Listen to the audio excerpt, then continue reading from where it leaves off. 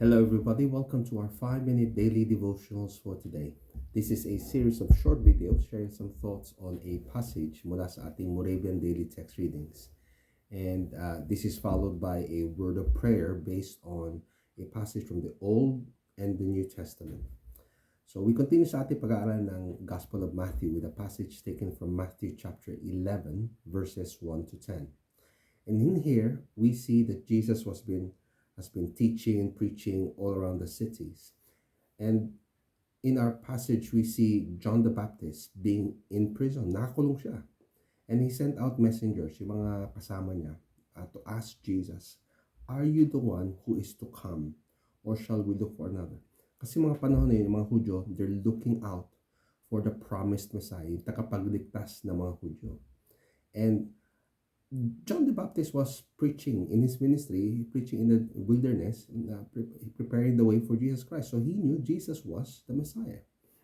But understand, John was in prison. Nakakulong siya. So, hindi mo maalis sa kanya na magkaroon ng uncertainty, even doubt. Kasi nakakulong siya eh. His lived reality is, hindi siya malaya, hindi siya nakakaranas sa mga pinangakong bagay na kasama ng tagapagligtas. And if you look at verse 4, we see Jesus' reply to that question sent by John through his messengers. Sabi niya, Jesus answered them, "Go and tell John what you hear and see." There are people around us who may be imprisoned by emotional baggage, yung mga pahirap, pasakit, mga suffering challenges. Not literally imprisoned katulad ni John, but they're imprisoned by fear, imprisoned by anxiety, imprisoned by yesterday's mistakes, or yung mga regrets, or bad relationships. So many things can make you feel that you are locked up, nakakulong.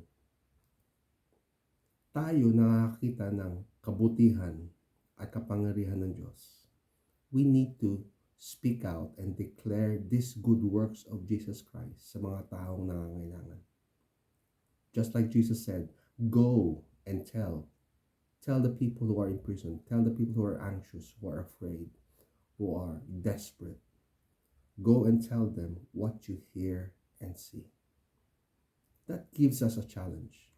One, are we actually seeing what Jesus is doing?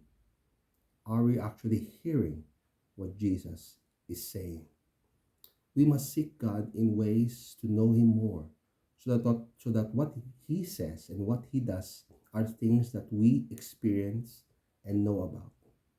That way, mas madali sa atin magsabi sa mga tao sa paligid natin na nangangailangan ng paghipo ng Diyos ang mga bagay na ginawa niya. Go and tell them what you hear and see. Let us seek God so that we may see His heart, the works of His hands, and the true nature of who He is, God Almighty, the Savior of all. Moving on to our word of prayer.